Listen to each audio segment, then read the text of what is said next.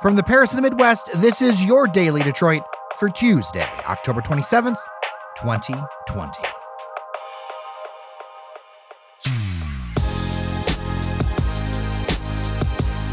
Hello there, I'm Jer Stays. On today's show, Detroit's the crucible of the car in America, but the city is trying to make the streets better for the people who live here.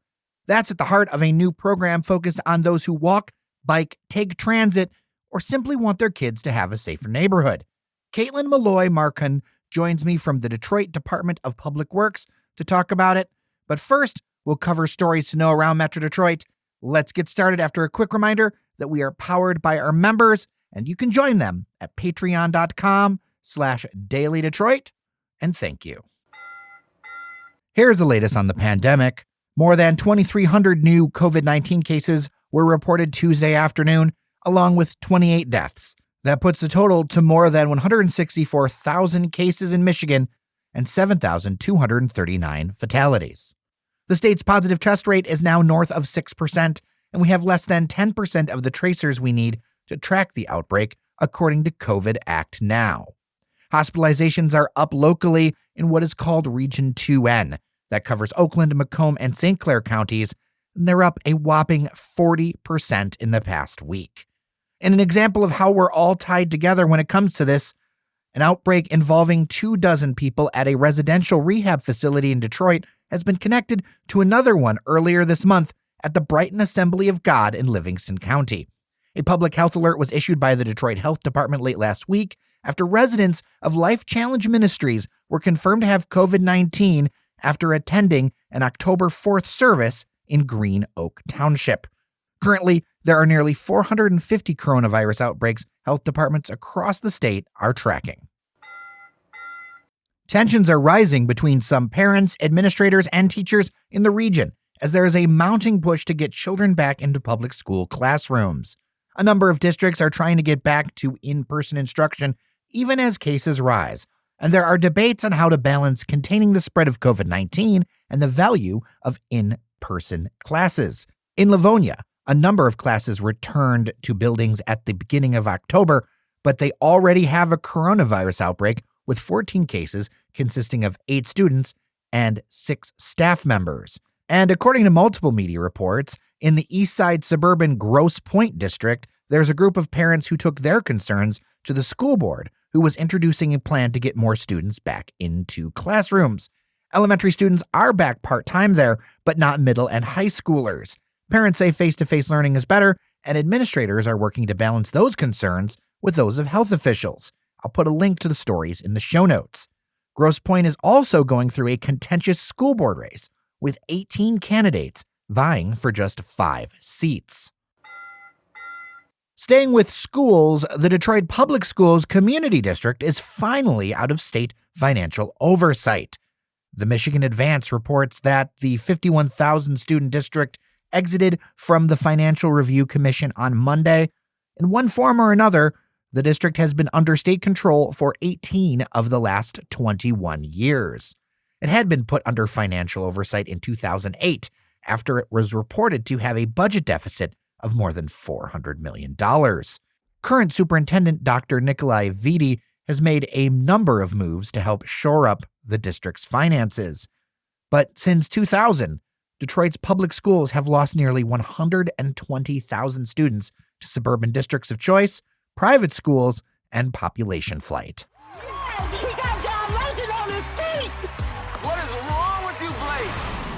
A Smokey Robinson song has helped a Detroit auto assembly worker get a spot on NBC's hit show, The Voice. Rio Suma works at Chrysler and got 3 of 4 prospective coaches to turn their chair around during blind auditions with his version of the 1979 song, Cruisin'.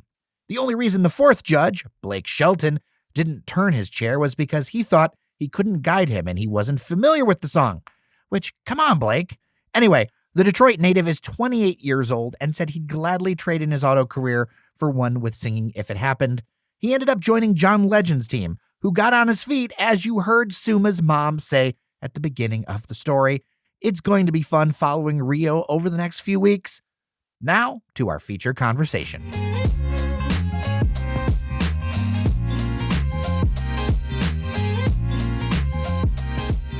Joining me on the line is Caitlin Malloy-Marcon. She is a deputy director for the Department of Public Works for the city of Detroit. Welcome to the show. Thank you for having me. What exactly is Streets for People? It seems pretty common sense to me, but in case someone doesn't really know what that means. Streets for People is going to be the city's comprehensive transportation plan.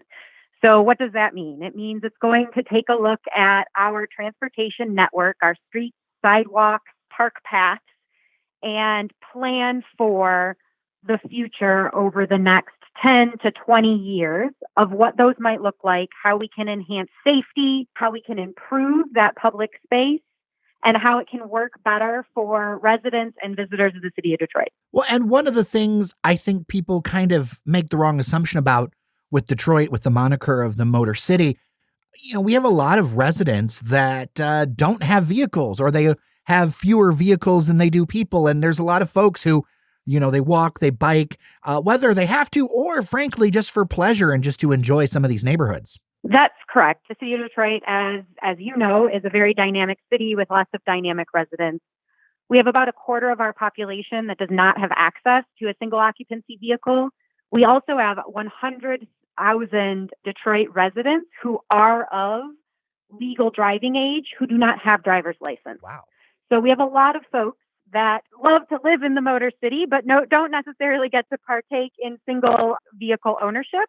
And so they depend greatly on a network of transit routes and sidewalks and bike lanes. And we want to make sure that no matter who you are in the city of Detroit, from ages 8 up to 80, that you have safe access on our street network. Yeah. Looking through the materials, one of the things that caught my eye was these 5 values, talking about safety, equity, transparency, access, economic opportunity, and public health.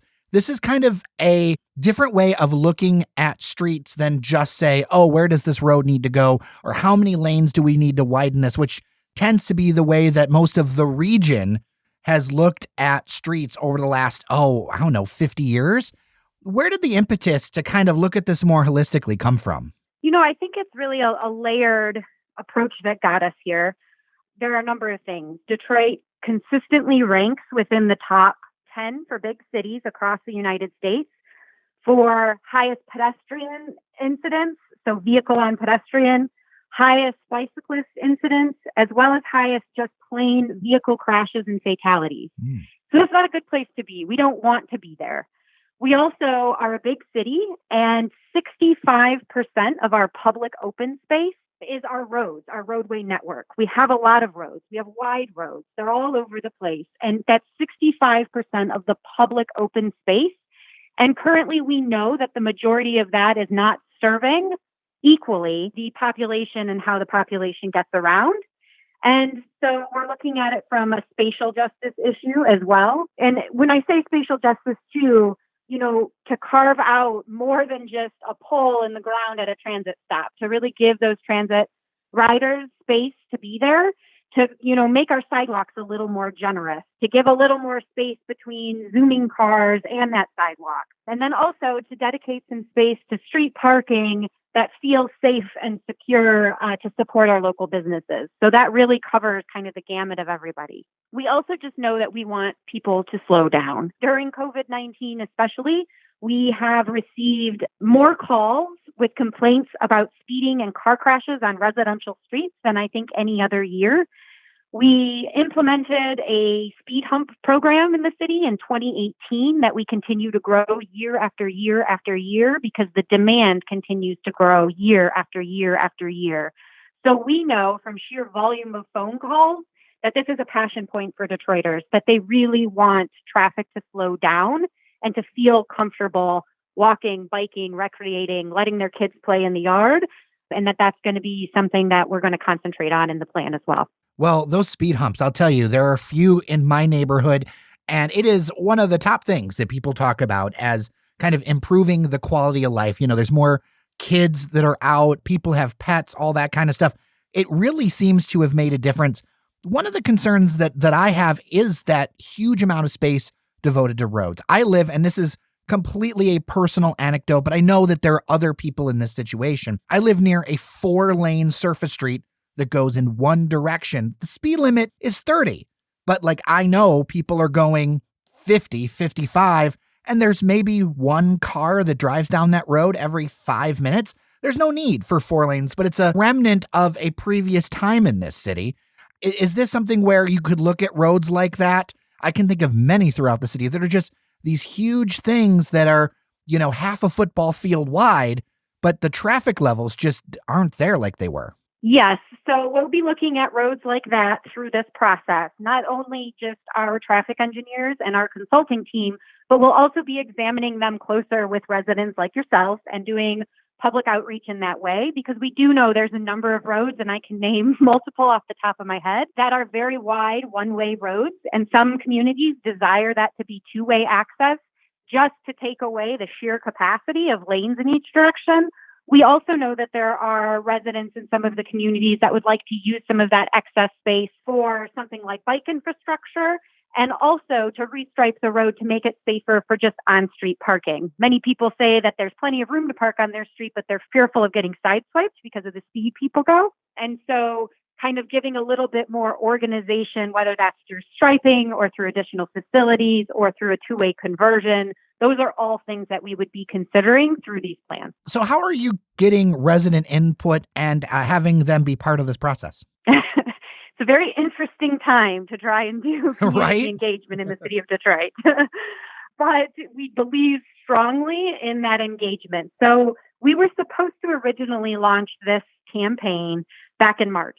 That obviously didn't happen, and we had very robust plans of big park events and handing out branded materials and talking to gymnasiums full of residents. And so we've had to pivot, we've had to rethink it and get creative. So this initial launch is really a social media campaign. We've purchased billboards across the city, bus ads on all of our buses, and we're going to be pushing out kind of information, safety campaign information initially, and driving people to the website. We created a text feedback line that we're going to be using. And then, of course, we're going to be doing the lovely virtual meetings that everybody is using right now. But we do know that that's not going to reach everyone, or even as many people as we could have in person. So it's going to take over the next year us pivoting again and again and again to come up with better ways to do it. But right now, we're going to see how much outreach we can get in this first portion. And then hopefully we'll have some changes in the pandemic, and it'll be a little bit safer to get out a little more in person, hopefully by spring of next year. But in the meantime, we've also partnered with 8 community organizations across the geographic spectrum of the city. And we're going to be using them as well as a mouthpiece to be pushing out information, taking in surveys, directing people to the information that they need, and then also ultimately to invite us into their already ongoing meetings to collect feedback that way as well. Well, I really appreciate that, because the thing is that there's so much coverage of whatever new building downtown or factory or you name it. But as somebody who's lived in the city for a long time, these are the kinds of issues that on the ground just make life more worth living here. So I'm glad that you're taking the effort to do it. Caitlin, if people want to get involved with what you're doing, how can they do that? A couple different ways. The first and foremost is our website that we're going to continuously update, and that is detroitmi.gov/streets4people, all one word. And we will post all of our social media postings on there. Any presentations we give at meetings, those will all be posted there. The Department of Public Works also has created a Facebook page as well as an Instagram account. And then also just the general City of Detroit Facebook page and Instagram accounts and Twitter will be pushing out additional messaging. Like I said, I hope to even grow those to be more, but that is the start for us.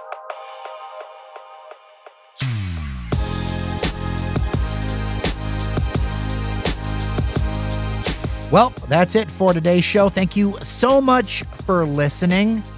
If you've got feedback for the show, email me, jer@dailydetroit.com, or leave a voicemail, 313-789-3211.